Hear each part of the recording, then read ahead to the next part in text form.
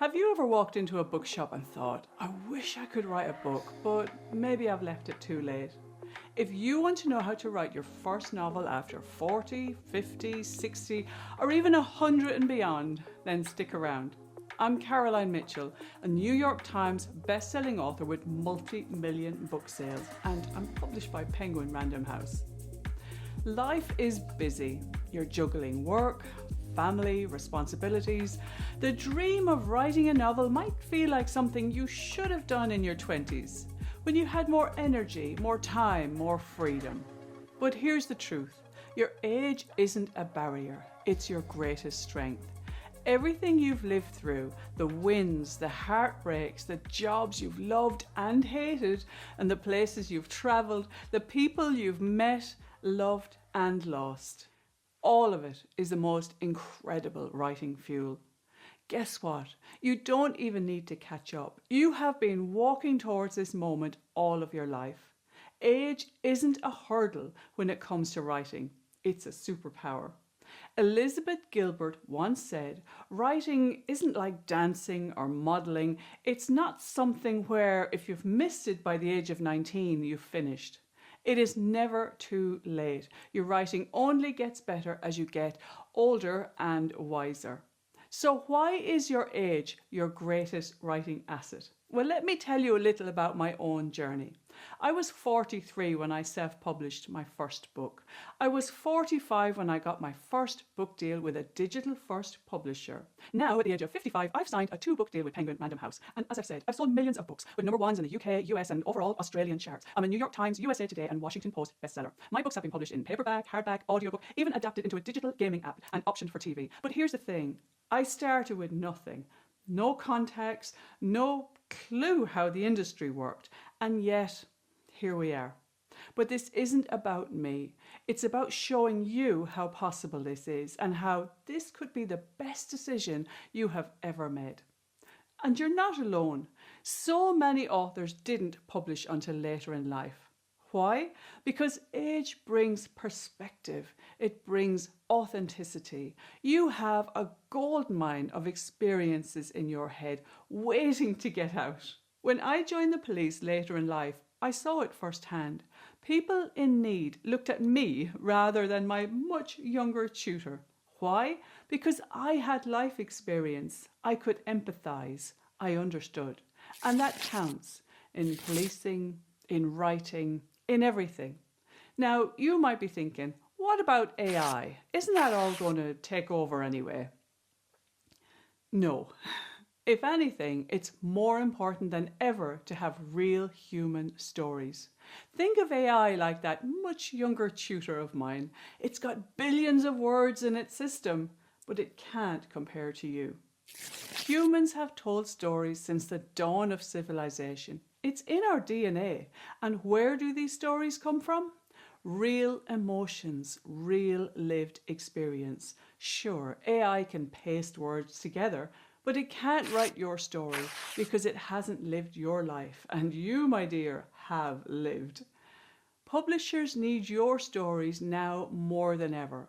So how do you write a book in your 40s and beyond? The key is simple. Pour your wisdom into your characters and your plots. Make them layered, make them real. Look at Mary Wesley, who published her first adult novel at 57 and became one of Britain's most successful novelists. Or Delia Owens, who released Where the Crawdads Sing at 69 and sold over 15 million copies worldwide. Your stories matter because they carry the weight of experience.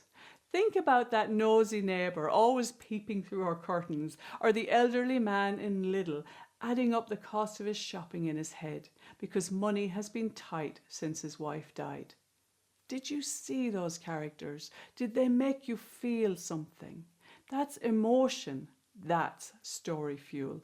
Patton Oswalt once said, start writing. I don't mean to sound dismissive, but start writing. There is no such thing as too late in the arts. Trust me, start. Now, let's talk about what really holds people back. The first thing, lack of confidence. Younger writers often just dive in head first. Older writers tend to be more cautious. Maybe you've tried it before and given up, or it just didn't work out, or maybe you've been told you're not good enough. The second thing that stops writers? Time. When I started writing, I was working long hours in the police. I had 4 small children at home. Spare time was something I had to really carve out. Sacrifices had to be made. And yes, feeling inspired is one thing, but getting words on the page is another. So here's what I suggest. Find your rhythm. Forget the myth of writing 8 hours a day every day. 1 page a day is a novel in a year. Just think where you could be this time next year if you start now. Consistency beats intensity every time. Give yourself permission to be imperfect. Nobody writes a perfect book straight away. Writing is something that comes from the heart, but the nuts and bolts, the structure, the pacing and craft, those can be learned with a little bit of patience. As Jodi Picoult says, you can always edit a bad page. You can't edit a blank page. So learn the craft, then make it your own. Take courses, watch tutorials or YouTube videos like these. Once you've got the basics, you'll feel confident enough to then bend the rules. And if you don't have ideas yet, don't worry. Start small. Keep a diary. Try fan fiction. Write a short story based on something you've lived through. And you don't have to show it to anyone. And starting off, I'd say probably it's a good idea if you don't. Just keep it for yourself. Something for you. And put that time aside to write it. Nobody else has to know. You just have to start. And remember, you're in good company. Raymond Chandler published his first detective novel at 51. Laura Ingalls Wilder wrote The Little House in the Big Woods at 65. Frank McCourt was 66 when Angela's Ashes won the Pulitzer Prize. Now, I'm not saying you have to write literary novels or end up on a TV show that everyone loves. You might just want to write a book and see where it takes you, and that's good too. But you won't know if you don't start.